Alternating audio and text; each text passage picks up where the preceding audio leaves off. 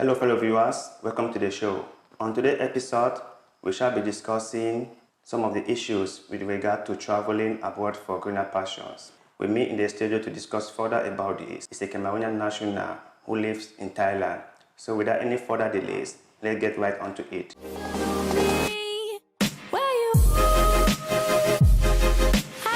Good evening, sir, and welcome to our show.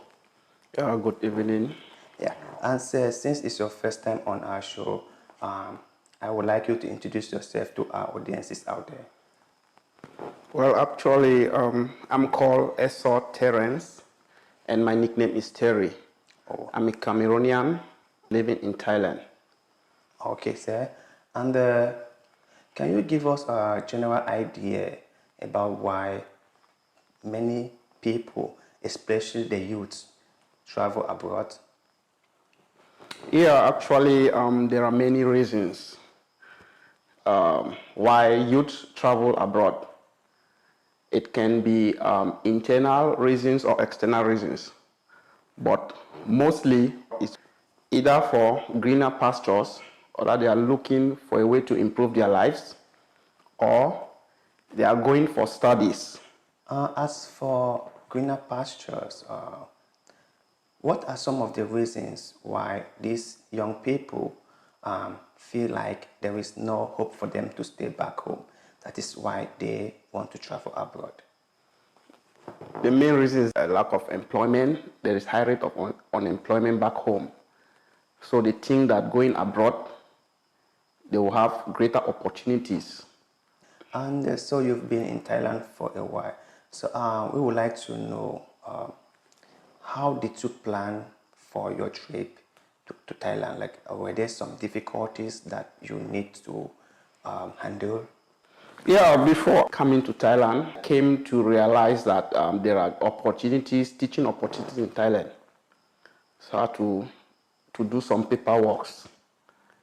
Then I got a visa to come here.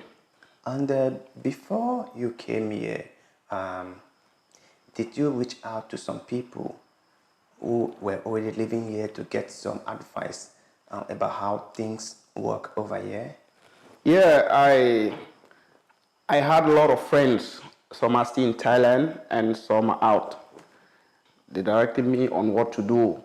But before coming here, I had to study about the country, to know the culture, to know how things functions before coming. So I did not come here like a novice. I learned before coming. Like you mentioned, you learned about this place before you came here. So since you came here, have you saw some things that are like a surprise to you? Things that you didn't know before you came here? Yeah, the first is language.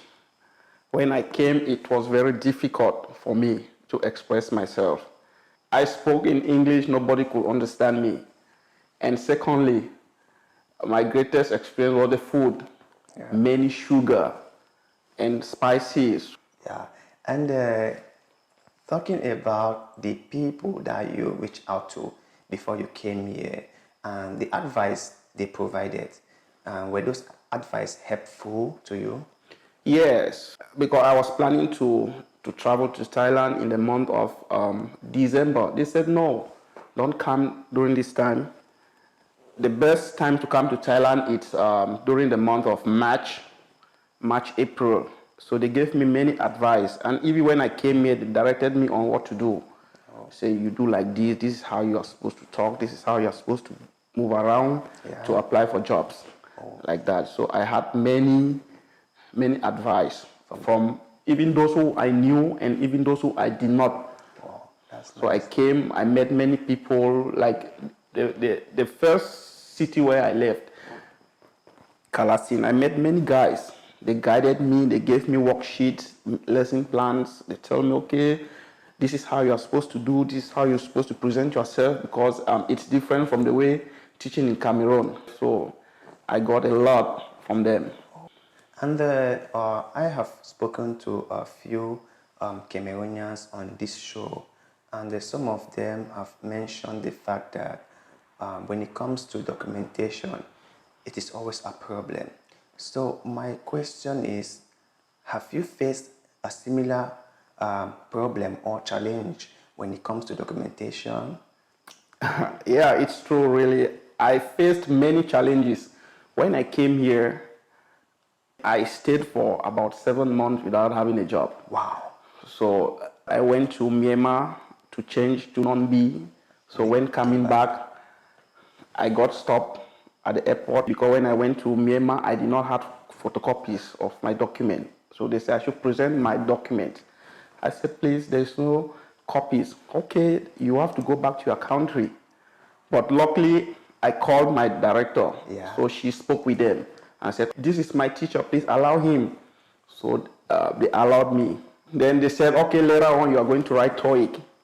Had to prepare many documents like that. After that, they said, okay, next work permit. Yeah. Bring this document, call your university, your school back home for this, for confirmation.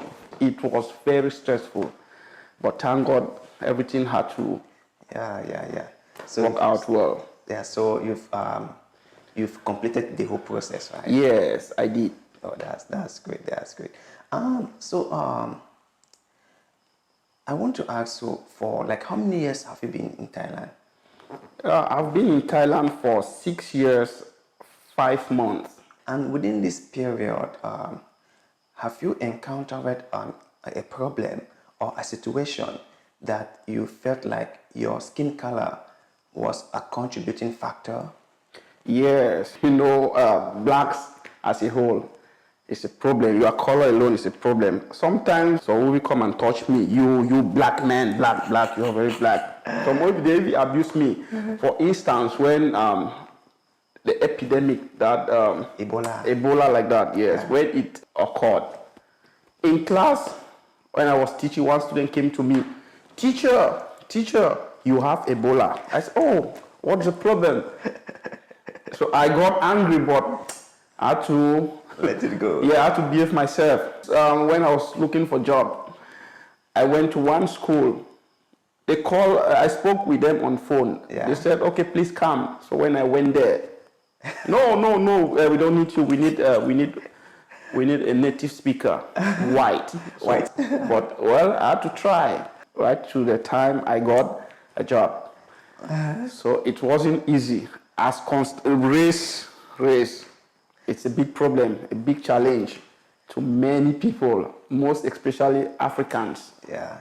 So let's talk a little bit about the job that you went to, and you were rejected because of your skin color or because of your nationality. In that situation, did you think that it was just about the business of the school, or it was the people doing a kind of racism? I think the people, because when I went to the school, I reached at the secretariat. Yeah. So when I went there, I knocked, I opened the door and I entered. They asked me, what's the problem? I said, no, I got an invitation to come here. Yeah. They asked about, where is the director? They said, he's not around. I said, really? They said, please go, we are going to call you. That's all. So when I left, they did not bother to call me. I had to call many times. I even gave their number to one Thai person to call. Yeah, to find out. So when he called, they said in their dialect, meow. Meow. That's what they said.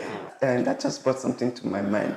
About the language, about the Thai, how good are you in speaking it? Well, I'm not perfect. I can say out of 100, I'm 30%. What? 30% is a fail? Yeah, it's a fail. I just have to try, because sometimes if I speak with people, they will say, please, this is not Thai. You are not speaking Thai. Which language is this? I said, but it's Thai. Your language, you tell me you don't understand. They say, yeah, so I don't know if I'm really right or wrong. I just take it the way it is. Or maybe the grammar is not that correct. Yeah. But I have always believed that language is a medium of communication.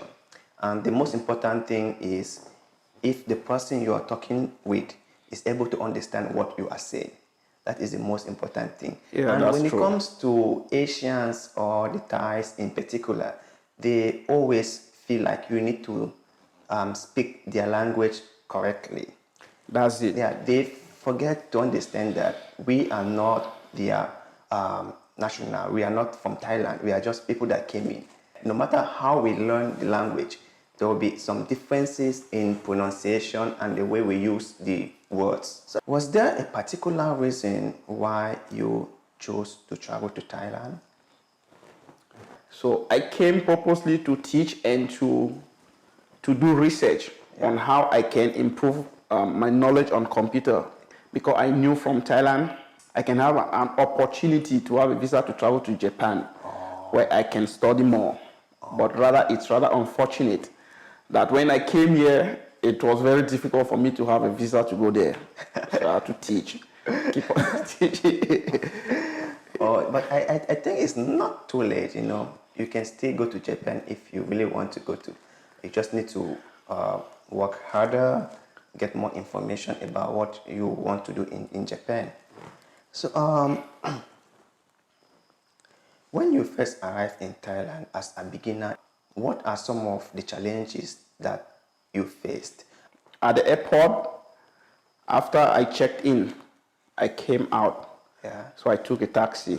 No, because before coming, my friend told me that after check-in, let me change $100. So when I changed the money, so they gave me Thai baht, so I could not understand the money. Yeah. So when I took a taxi, because he said I should take a taxi to the bus station. Yeah, Mochi. Nakoncha area. Oh, Nakoncha area. Yeah, so when I went there, I said, taxi. Nakoncha, Alena. They asked me in Thai, so I couldn't understand. I said, Nakoncha, okay. Then he asked, how much do you have? I removed all the money, from my wallet. I showed him, this is what I have. Okay. He took me to the bus station. So I went there. I did not know the money. I just gave him all the money for him to choose. Yeah. Which one he wants yes. to get back so to you. That was the first challenge. Then the second was that I was looking for the restroom, but I don't know how I can ask. Yeah. I had to do action like this. I'm looking for a toilet. When one guy heard the way I was speaking, he said, this man is new here. So he came. He took me to the toilet. Then thirdly, I asked for coffee. Yeah. They brought coffee and there was a lot of sugar inside the coffee. Oh my God.